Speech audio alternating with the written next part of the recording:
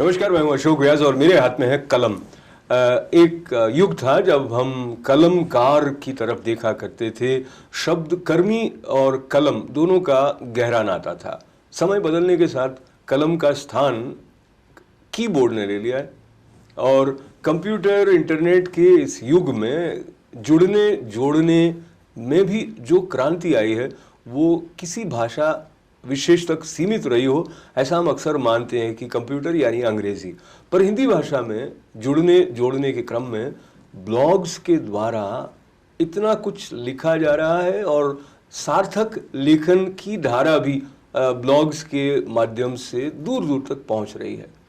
हमारा ये कार्यक्रम विशेष है इसलिए भी क्योंकि इसका जो अंतर्राष्ट्रीय स्वरूप है, अंतर्राष्ट्रीय फलक है, वो बन जाता है ऐसे ब्लॉगर्स की उपस्थिति से जो भारत से पधारे हैं और उनका आपस में संबंध ब्लॉग जगत के द्वारा भी होता रहा है, होता रहेगा भी। बातचीत को आगे बढ़ाने और इस दिशा में आप तक कुछ नई नई सोच और अनुभव पहुंचाने के लिए सौभाग्य के साथ स्वागत है राकेश कुमार जी का। नमस्कार जी। और आपके साथ विराजी हैं सरोज सिंघल, आप दोनों का स्वागत है। परंपरा को तोड़ते हुए बात लेडीज फर्स्ट से नहीं करके और जेंट्स फर्स्ट से कर देते हैं।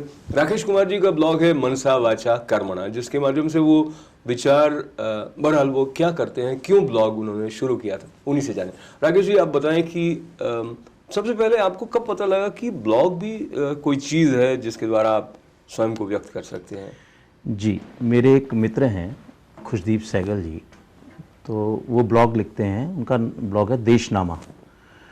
तो वो उन्होंने मेरे से कहा कि आप कुछ लिखिए, क्योंकि जब मैं विचार कोई प्रकट करता था तो उनको बहुत अच्छे लगते थे और उन्होंने कहा इसे ब्लॉग पर प्रकट कीजिए तो अच्छा रहेगा। तो मैं थोड़ा नहीं जानता था ज़्यादा, तो उन्होंने एक ब्लॉग मीट में मेरे को इनवाइट किया, जिसमें कि एक कनाडा के ब्लॉगर, बहुत सीनियर ब्लॉगर हैं, समीर लाल जी समीर, और कई लोकल ब्लॉगर्स और कई दूर दूर के ब्लॉगर्स भी उसमें पधारे थे।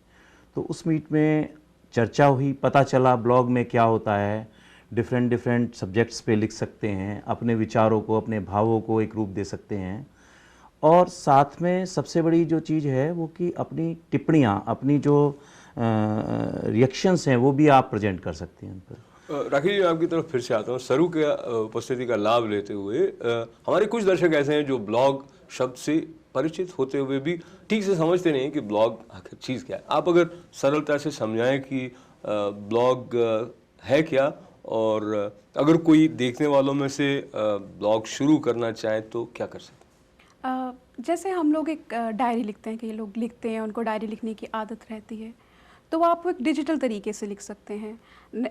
पहले हम लोग एक डायरी को हर जगह कैरी करते थे अपने साथ और कलम से लिखते थे, पर जैसे जैसे टेक्नोलॉजी ने आगे बढ़ी है, हम लोग उसी डायरी को सिस्टम पे, कंप्यूटर पे लिखते हैं और दुनिया के किसी भी कोने में बैठ के उसे पढ़ सकते हैं।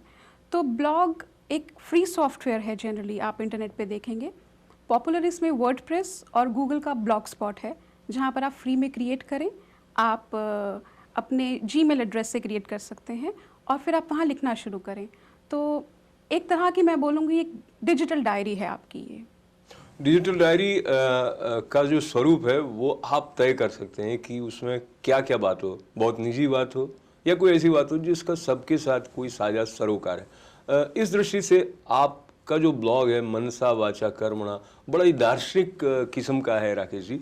तो जो इस ब्लॉग सप्ताह में आपने सम्मिलित हुए, आप उसके बाद से आपने सोचा कि मैं क्या कहना चाहता हूँ इत्यादि? जी, मेरे ब्लॉग का नाम मनसा वाचा कर्मणा, तो सीधी सी बात है कि उसमें मन, वाणी और कर्म, ये तीन चीज़ें उसमें आनी हैं। हर कोई इससे संबंधित है। हर व्यक्ति अपने पास में मन और सोचने वाली बुद्धि रखता है, उसके द्वारा ही वो अपनी वाणी को व्यक्त करता है और कर्म भी फिर उसी में ही परिलक्षित होते हैं। तो एक तरीके से टोटल जो हमारा कम्युनिकेशन है वो मनसा वाचा कर्मणा के थ्रू ही होता है। तो मन में क्या है, वाणी में क्या है, कर्म में क्या है, इसकी फ़िलॉसफी में थोड़ा सा अगर जो हम जाएं तो हमें ज़्यादा अच्छा लगेगा उसको समझना और एक दूसरे को समझना। क्योंकि अभी हम जो ब्लॉग पर लिख रहे हैं अपने विचार, अपने भाव, अपनी, वो एक दूसरा व्यक्ति उसको पढ़ रहा है, पढ़ करके उसको समझ रहा है, फिर वो भी अपने भाव व्यक्त कर रहा है। तो मनसा वाचा कर्मणा एक तरीके से हमारा कम्युनिकेशन का फर्स्ट स्टेप है, बिना उसके तो हम कुछ कर नहीं सकते। तो ये सोचते हुए आपने मनसा वाचा कर्मणा जी, लिखा, और जी। आपके लेख कुछ मुझे भी देखने का अवसर हुआ तो ऐसा लगता है बड़ी शोध परक, और जो हमारे कुछ शास्त्रों का आधार लेते हुए, या जैसे आपने राम जी के ऊपर लिखा, हनुमान जी के ऊपर लिखा, इस तरह के ये प्रेरणा कैसे हुई? प्लस मुझे आप ये भी बताएं कि जो प्रतिक्रिया होती है, जैसे कई सारी संख्या में लोग पढ़ रहे हैं, फिर उसमें रस ले रहे हैं, फिर आपको बता भी रहे हैं, वो सब अनुभव कैसा रहता है? जी, पहली चीज़ तो ये है कि मेरे पास जो विचार मेरे आए वो अब तक के जो मैंने अनुभव किए, पढ़ा, लिखा, सुना, उससे आए। तो मैं ये सोचता हूँ कि जीवन में हर एक कोई जो दौड़ लगा रहा है वो आनंद को पाने के लिए लगा रहा है। जी। हर एक कोई जीवन में आनंद चाहता है। अब चाहे वो आनंद टेम्परेरी आनंद हो या परमानेंट आनंद हो। परमानेंट आनंद मीन्स जो फॉर एवर रहे, उसी को ही हमारे शास्त्रों में सच्चिदानंद परमात्मा का नाम दिया गया है। और हमको जो बताया गया शास्त्रों में वो परमात्मा का अंश, यानी कि हम भी सच्चिदानंद स्वरूप ही हैं। केवल फ़र्क हमारे अंदर परमात्मा में और हम में ये है कि हमने अपने मन बुद्धि से जो जाला बुना हुआ है अपने चारों तरफ, उससे हम अपने आप से दूर चले गए। तो जब हम उस जाले को हटा देंगे तो हम उसी आनंद में गोते लगाएंगे। तो अगर जो हम सही डायरेक्शन में सही प्रयास करें तो हम आनंद की स्थिति में आ जाएंगे। राकेश जी जो बात कह रहे हैं वो आप में से या हम में से कुछ लोग ऐसा सोचते हैं कि इस तरह की बातों में नॉर्मल लोगों का इंटरेस्ट नहीं होता है इत्यादि, पर आश्चर्य होता है ये देख के कि ऐसी कहें कि सघनता वाली सोच से भरी हुई बातों को जब राकेश जी लिखते हैं तो पढ़ने वाले पाठकों की संख्या बहुत सराहनीय रहती। सर, आपने जो मनसा वाचा कर्मणा ब्लॉग पढ़ा है और जो औरों की प्रतिक्रिया भी उस पर पढ़ी है, तो इसके बारे में आपका क्या दृष्टिकोण बनता है? मुझे ऐसा लगता है कि जो लोग लिखते हैं या जो लोग लिखने की एबिलिटी को पसंद करते हैं वो लोग किसी भी टॉपिक पे पढ़ेंगे। जैसे सर एक धार्मिक ब्लॉग लिखते हैं तो लोग उसे भी पढ़ते हैं और उसे पढ़ के उसमें से जो सीखने को मिलता है वो सीखते हैं, और जो उनको समझ में आता है या उनके डाउट्स या क्वेश्चंस रहते हैं फिर कमेंट्स के ज़रिए आगे वो लिखते हैं कि हमें ये समझ नहीं आया, आप ये क्लेरिफाई कीजिए। रीडर्स है जो एक अच्छी सोच वाला इंसान है वो कुछ भी पढ़ेगा, मेरे हिसाब से ये है। मैं आपसे थोड़ा सा असहमत होना चाहता हूँ कि अच्छी सोच वाला इंसान है तो सोच समझ के पढ़ेगा कि मैं क्या पढ़ूँ, कुछ भी क्यों पढ़ेगा वो? नहीं, वो सब कुछ पढ़ेगा क्योंकि उसे लिखने के तरीके से शायद प्यार है। उसे इस चीज़ से प्यार है कि एक इंसान जो अपनी ज़िंदगी में इतना व्यस्त है वो फिर भी लिखने के लिए या अपने विचारों को सबके साथ बांटने के लिए इतना समय निकाल रहा है और एक प्रयास कर रहा है कि वो वहाँ जाके कुछ लिखे, तो लोग पढ़ते हैं और लोग सराहना करते हैं। तो राकेश जी, जब आपने अपने हृदय की बात कह लीजिए या अपनी सोच और समझ के साथ शास्त्रों के जो धारा में बहते हुए कुछ नए ढंग से बातें कहीं, क्या अर्थ हैं, किन संदर्भों के रामचरितमानस में आधुनिक दृष्टि से कैसे देखा जा सकता है, ये सब भी आपने कहा, तो मुझे लगता है आप काफ़ी अध्ययनशील रहते होंगे, बहुत सोच समझ कर लिखते हैं। जी, मैं वैसे तो शुरू में विज्ञान का स्टूडेंट रहा, लेकिन मैंने स्वामी विवेकानंद को पढ़ा और उनसे मैं बहुत ज़्यादा प्रोत्साहित हुआ क्योंकि उनका चिंतन काफ़ी वैज्ञानिक था। और उस चिंतन को साथ लेते हुए थोड़ा सा शास्त्रों का अध्ययन करने की कोशिश की और उसको फिर उसी दृष्टि से देखा, समझा। तो जहाँ तर्क होता है और तर्क समझ में आता है तो हमें शास्त्र की बातें भी समझ में आती हैं। और सबसे बड़ी बात जो मैंने बताई कि आनंद की बात हम माने या ना माने, हर व्यक्ति आनंद चाहता है जीवन में, चाहे वो टेम्परेरी यानी कुछ समय के लिए आनंद रहे या परमानेंट आनंद बना रहे। तो अगर जो आनंद परमानेंट बना रहता है उस स्थिति को हम अचीव करें या अचीव करने की कोशिश करें तो मेरे ख्याल में जीवन का उद्देश्य हमारा सफल होता है। वरना टेम्परेरी आनंद में क्या होता है कि श्रेय मार्ग और प्रेय मार्ग, श्रेय मार्ग वो जो कल्याणकारी है, शुरू में हमें लगे कि शायद इसमें हमें बहुत कष्ट करना पड़ रहा है, बहुत समझना पड़ रहा है, लेकिन बाद में हमें जो है वो मीठा फल, बढ़िया फल देगा, संतुष्टि देगा। प्रेम मार्ग में शुरू में हमें अच्छा लगे, शराब पी, नशा आया, मज़ा आया, लेकिन उसका जो एंड रिजल्ट है उसमें तकलीफ ही तकलीफ है। तो मैं तकलीफ से बचते हुए अब को उस तरफ ले जाता हूँ जहाँ हम अक्सर सुनते हैं, लोग कहते हैं कि इंटरनेट जो है वो बिगाड़ देता है, या जो भी टेक्नोलॉजी है वो किसी न किसी रूप में हमें हमारे मूल से च्युत कर देती है। राकेश जी की बात से लगता है कि नहीं, तकनीक का उपयोग भी इस तरह से हो रहा है और हो सकता है कि जो आपके मूल्य हैं वो दृढ़ हों इस दृष्टि से। तो आप जिस तरह के हैं वैसे समूह को आप अपने आसपास समाज में, और अब इंटरनेट भी एक प्रकार के समाज का सृजन कर रहा है, और ब्लॉग इस दिशा में एक क्रांति की तरह मुझे लगता है, जिसके बारे में बहुत सारे लोग अभी तक ठीक से जानते नहीं।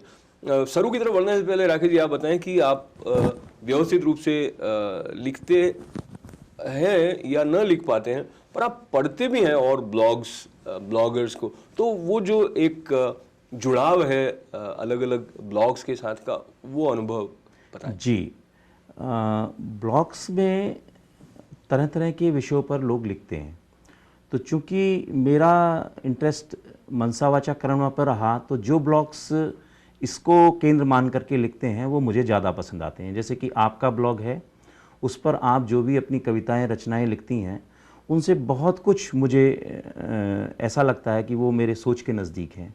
ऐसे ही सरू जी का ब्लॉग है वर्ड्स, इसमें जो भी वो अपनी भावनाएं व्यक्त करती हैं, जो भी वो कविता के रूप में या प्रोज के रूप में लिखती हैं, वो भी मुझे बहुत पसंद आता है। तो इस तरीके से बहुत से ब्लॉग्स हैं जिनमें कि लोग अपने विचार, अपनी बातें लिखते हैं। तो अगर जो वो सार्थक हैं, वो हमें एक आनंद देती हैं, हमें एक संतुष्टि देती हैं, तो मैं उसे पढ़ना लाइक करूँगा, समझना। तो पढ़ना जो है वो आप इंटरनेट के माध्यम से अच्छे अच्छे साहित्य से जुड़ सकते हैं। इसकी बहुत सारे अवसर ब्लॉग्स के द्वारा भी खुले हुए हैं। जिस ब्लॉग की चर्चा आप कर रहे थे, हर दिन कविता.blogspot.com, जिसमें मैंने काफ़ी समय नियमित कविताएं लिखने का एक साधना की तरह का प्रयास किया, और मुझे सचमुच सुखद आश्चर्य हुआ कि कुछ कुछ पाठक ऐसे जो न जाने कैसे ऐसा जुड़ाव होता है कि एक हम किसी ब्लॉग तक पहुंचते हैं, कोई भी कारण हमें किसी ब्लॉग तक पहुंच जाता है, फिर एक संबंध जैसा हो जाता है। तो जुड़ने और जोड़ने के क्रम में बातचीत को हम आगे बढ़ाते हुए अब बढ़ रहे हैं एक ऐसी चिंतक कवयित्री की तरफ। विशेष रूप से सरू से मैं अनुरोध करूंगा कि वर्ड्स में आपकी कुछ कविताओं को बहुत अधिक सराहा गया, उसमें से एक रचना के साथ आप हमारे दर्शकों से जुड़े।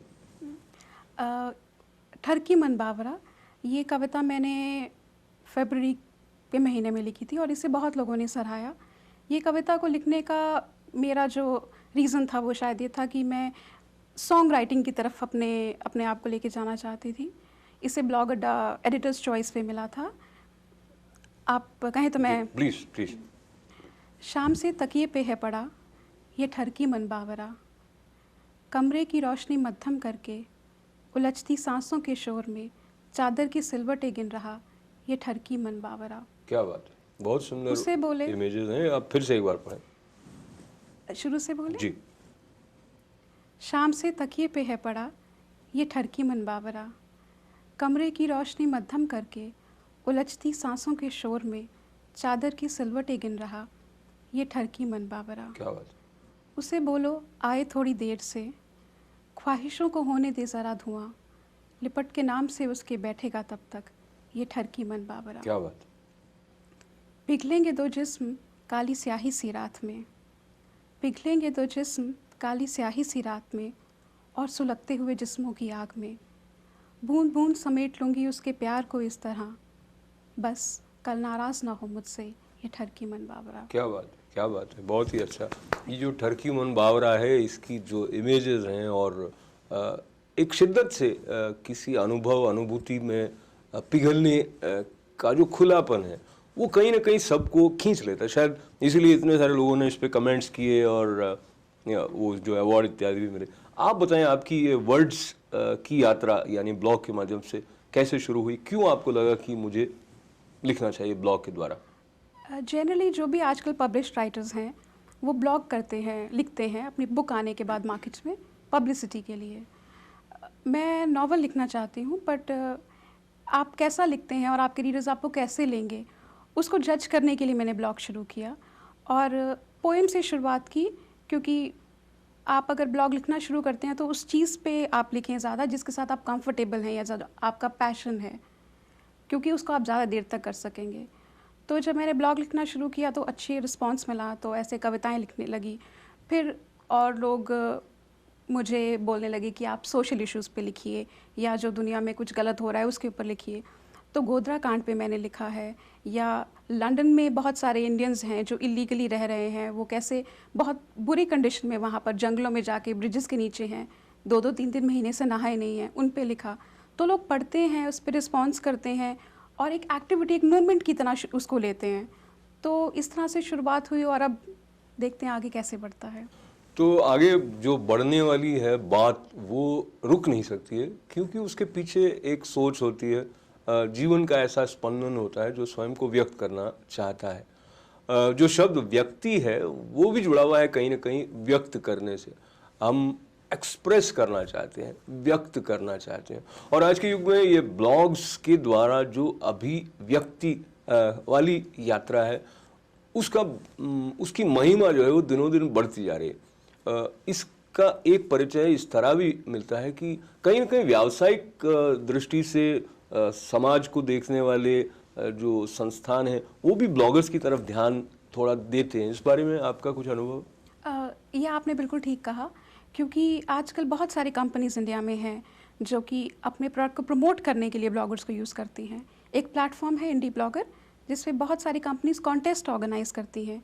आप उन कॉन्टेस्ट में पार्टिसिपेट करें तो एक एडवर्टीजमेंट है, क्योंकि आप लिख रहे हैं, आप एक इंसान को बात बोलेंगे, एक ब्लॉगर लिखेगा तो उसको 200 और पढ़ेंगे, तो एक चेन रिएक्शन सा है।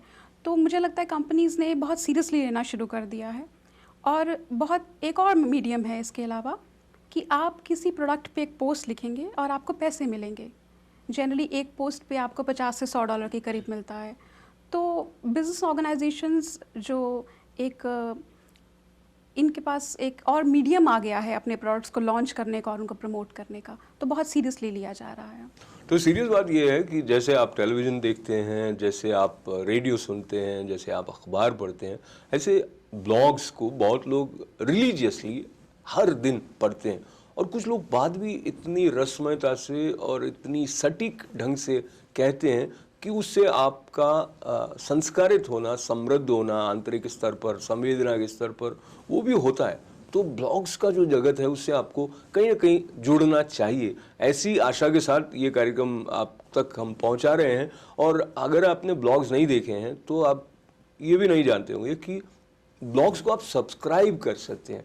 यानी ब्लॉगर जो है उसको पता है कि ये लोग मुझे पसंद करना चाहते हैं या मुझसे जुड़े रहना चाहते हैं, तो वो संख्या भी धीरे धीरे कुछ ब्लॉगर्स की बढ़ती है, कुछ की कम रहती है। तो उसमें कहीं ना कहीं हमें लगता है कि मज़ा आया, भाई मेरे 100 हो गए सब्सक्राइबर, या उस दृष्टि से आपके लेखन पर जो सब्सक्राइबर्स हैं उनकी संख्या का क्या प्रभाव पड़ता है? राकेश जी आप बताएं। जी, संख्या के बढ़ने से प्रोत्साहन मिलता है, और सबसे बड़ी बात यह है कि जो आपकी सार्थकता है वो सिद्ध होती है, आपके ब्लॉग की, आपकी भावों की, आपकी जो आप व्यक्त कर रहे हैं उसकी। तो मैंने देखा कि घर बैठे आप सारे संसार में विभिन्न जो हमारे हिंदी भाषा के लोग हैं, जो हिंदी से परिचित हैं, उनसे जुड़ जाते हैं, और जो मन और बुद्धि से जुड़ने से हमारे रिलेशन इतने प्रगाढ़ हो जाते हैं कि आज मैं दिल्ली के पास गाजियाबाद में रह रहा, सारू यहाँ विदेश में रह रही, आप यहाँ न्यूयॉर्क में रह रहे, हम लोगों का मिलना संभव हुआ तो केवल ब्लॉग से, क्योंकि हमारे जो विचार थे, हमारे जो भावनाएं थीं, वो इस कदर एक सेम फ्रिक्वेंसी पे आईं जिससे हमें ये जुड़ाव लगा और हम मिले। तो ये बात बिल्कुल सही है कि ब्लॉग्स के द्वारा भी मित्रता का जो पुल है वो बनता है। सर आप बताएं, संख्या जो सब्सक्राइबर्स की है उससे क्या आपकी प्रतिक्रिया आंतरिक रूप से एक रचनाकार के रूप में रहती है? कैसा आपको लगता है? मेरे इस टाइम 500 से ऊपर रीडर्स हैं। वाह। और जो फॉलोअर्स हैं, सब्सक्राइबर्स भी काफ़ी हैं, पर मुझे अब ऐसा लगता है कि एक भेड़चाल होती है लोगों में कि आप सब्सक्राइब करें या आप फॉलो करें तो आप दूसरे का ब्लॉग भी फॉलो करेंगे। मेरे हिसाब से फॉलोअर्स की संख्या मैटर नहीं करती है, रीडर्स जो उसे पढ़ के उस पर कमेंट करें या आपको बताएं कि आप यहाँ ख़राब थे, आप यहाँ इम्प्रूव कर सकते हैं, मेरे लिए वो ज़्यादा मैटर करती है। वो शायद एक अब फेस वैल्यू के लिए ठीक है, बट एक मोटिवेशन सोर्स नहीं रहता है बाद में। यानी इनिशियली आपको पता नहीं होता है कि जो सब्सक्राइबर की संख्या है उसका एक्चुअली मीनिंग क्या है, बट ग्रेजुअली जैसे आप अनुभवी हो जाते हैं, बड़े हो जाते हैं सरू की तरह, तो आपको लगने लगता है कि सब्सक्राइबर्स की संख्या का मतलब ये नहीं कि वो सचमुच पढ़ रहे हैं या सिंसियरली बात को ले रहे हैं, वो ऐसे ही कर दिया है, तो आप वहाँ तक जाकर भी देखने लग जाते हैं। तो देखने की दृष्टि से जब हम बात करें अलग अलग विचारों का जो प्रवाह है हिंदी भाषा में, खासकर कंप्यूटर पे, तो प्रारंभ में राकेश जी आपको ये अड़चन आई होगी कि हिंदी में कैसे टाइप करूं, हिंदी में कैसे लिखूं। उस दृष्टि से ये जो सब सॉफ्टवेयर हैं वो कितने अनुकूल हैं या कुछ असुविधा रहती है? जी, ये हिंदी ट्रांसलेटर के माध्यम से हिंदी में लिखा जाता है, तो मुझे तो कंप्यूटर का ज़्यादा ज्ञान नहीं, मेरी बिटिया ने मेरे को वो उपलब्ध कराया मेरे कंप्यूटर पे, तो उससे मैं हिंदी में टाइप कर पाया। तो सबसे बड़ी बात ये है कि जैसे कहा सरू ने कि सब्सक्राइबर्स का बढ़ना या संख्या होना वो माने नहीं रखता। माने रखता है सब कुछ, माने इसलिए रखता है कि जब भी आप कुछ लिखते हैं तो उनके डैशबोर्ड पर वो जाता है और उनको देखने का एक मौका मिलता है, और यदि उनको अच्छा लगेगा तो ज़रूर आएंगे आपके पास में। तो जो अच्छी चीज़ है वो हमेशा पसंद की जाएगी। तो इसलिए सब्सक्राइबर्स नहीं होंगे तो उनको कैसे पता चलेगा कि आप क्या लिख रहे हैं। तो सब्सक्राइबर्स का होना तो ज़रूरी है ही, और नए नए सब्सक्राइबर्स बने और आपका ब्लॉग जो है एक लोगों के उसमें आए पढ़ने में, तो इससे मैं समझता हूँ कि बहुत ज़्यादा आत्मसंतुष्टि तो मिलती है। तो मैं अब ये कहना चाहता हूँ कि जब असहमति एक साथ हम व्यक्त कर पाते हैं तो उसका भी एक आनंद होता है, और दोनों अलग अलग स्तर से सोच जो है वो यूँ कहिए कि उगती है। तो एक स्तर पर जो वो कह रहे हैं वो बात भी ठीक है, मैं एकदम डिप्लोमेट की तरह नहीं कह रहा हूँ, सचमुच मुझे ऐसा लगता है। और जो सरू कह रही हैं वो भी अगर आप सचमुच देखें तो व्यक्ति जो है वो किसको व्यक्त कर रहा है, जो स्व की अभिव्यक्ति है उसमें वो किस किस को छू पाया न छू पाया वो कहीं महत्व रखता है, कहीं नहीं भी रखता है। तो आपकी जो वर्ड्स की यात्रा है उसमें विविधता बहुत है, यानी कविताएं भी हैं, तो आपने कुछ इश्यू बेस्ड लेखन भी किया है। आप क्या सोचती हैं कि अगर कभी आप देखें कि वो क्या चीज़ है जो मुझे मोटिवेट करती है कि मैं लिखूं, तो वो दूसरा है पढ़ने वाला या भीतर बैठा हुआ है? एंड डेफिनेटली वो रीडर्स हैं। आप रीडर्स के लिए लिखते हैं, और मैं बहुत डिसिप्लिन तरीके से ब्लॉगिंग करती हूँ। हर मंडे को मैं एक पोस्ट ज़रूर डालती हूँ, तो मेरे रीडर्स मेरे लिए मोटिवेशन है। अगर वो शायद रीड ना करें या जो कमेंट करते हैं या मुझे ईमेल्स भेजते हैं, मैसेजेस भेजते हैं फेसबुक या ट्विटर पे, अगर वो नहीं करेंगे तो शायद मैं ना लिखूं। तो for me readers are the motivators. So on one hand she says कि संख्या मैटर नहीं करती है, on the other hand she says कि रीडर्स मोटिवेटर Readers हैं, matter तो करते हैं। ये दोनों बातें कहीं कंट्राडिक्ट नहीं, नहीं करती? कॉन्ट्रोडिक्ट नहीं है, क्योंकि जब मैं ब्लॉगिंग में आई थी तो ऐसा होता था कि आप किसी ब्लॉग को देखते थे, वो इंसान आपको फॉलो करता था, तो आपको लगता है कि शायद वो आपको पढ़ना चाहता है, तो आप उसके ब्लॉग पे जाते थे, आप उसको फॉलो करते थे। पर आप धीरे धीरे देखते हैं कि वो आपको नहीं पढ़ रहा है। ये बात मैं फैक्ट से बोल सकती हूँ, क्योंकि गूगल का एक सॉफ्टवेयर है जिसमें आप जाके देख सकते हैं कि कोई कहाँ से आया, कोई कैसे आया, कोई अपने डैशबोर्ड से आया है, कोई फेसबुक से आया है, कोई कहाँ से आया है। तो जब मैंने उसकी पूरी स्टडी की तो मुझे पता चला कि नहीं, ऐसा नहीं है कि वो सब लोग मुझे पढ़ रहे हैं, क्योंकि वो कंट्री भी दिखाता है आपको, सिटी भी दिखाता है, और उनका एवरेज टाइम भी दिखाता है कि वो किस टाइम तक आपके उस पर रहे ब्लॉग पे। तो जब उसकी पूरी स्टडी आप विद टाइम करते हैं तो आपको पता चलता है कि मैंने बहुत सारे ब्लॉगर्स ऐसे हैं जो मुझे बोलते हैं कि मैंने आपको फॉलो किया तो आप मुझे फॉलो कीजिए। क्यों? क्योंकि उनको पेज व्यूज़ और एक रैट रेस की तरह है कि मेरे इतने फॉलोअर्स हैं। फॉलोअर्स और रीडर्स में फ़र्क है, मुझे रीडर्स से प्यार है, मुझे फॉलोअर्स से प्यार नहीं है। बहुत ही अच्छी बात आपने कही है, और अच्छी अच्छी बातों को समझने के लिए आपको ब्लॉग क्या है उसको खुद समझना पड़ेगा। उसके लिए या तो आप ब्लॉग्स पढ़ना शुरू करें या फिर आप अपना खुद का ब्लॉग लिखें, और उसमें कुछ पैसा नहीं लगता है। फिलहाल ऐसा है कि आप जाएं और जैसे जीमेल के अकाउंट से आपने साइन किया, blogspot.com पे चले गए, वर्ड्स का वर्डप्रेस के द्वारा भी ब्लॉग आप कर सकते हैं, और जब आप करेंगे तो कुछ नई नई बातें आप कर पाएंगे, और नए नए अनुभव, नए नए ढंग से जोड़ने की जो ये यात्रा है उससे आप समृद्ध हो पाएंगे। और हम समृद्ध हुए राकेश कुमार जी और सरू सिंगल की उपस्थिति से, जो दोनों ब्लॉग्स के माध्यम से अपने चिंतन, अपनी संवेदना, अपनी सोच को हम सब तक पहुंचा रहे हैं इंटरनेट के माध्यम से। यही क्रम आनंद का, जैसा उनका कीवर्ड है आनंद का और सृजनशीलता का, आगे चलता रहे। जो कुछ तकनीकी उपहार हमारे सामने ये युग परोस रहा है, उनको हम अपने सांस्कृतिक धरातल के ऊपर इस तरह अपनाएं कि वो हमें और विकसित होने में, हमारे आत्म विकास में, अगर यूँ कहा जाए तो, मदद कर पाएँ। ऐसी आशा के साथ राकेश जी और सरू जी का हमारे साथ बैठने के लिए, ब्लॉग्स की चर्चा करने के लिए, हिंदी ब्लॉगर्स की विशेष रूप से चर्चा करने के लिए बहुत बहुत धन्यवाद। हमारे साथ बने रहने के लिए आप सभी का आभार। अशोक व्यास को अनुमति दें। नमस्कार।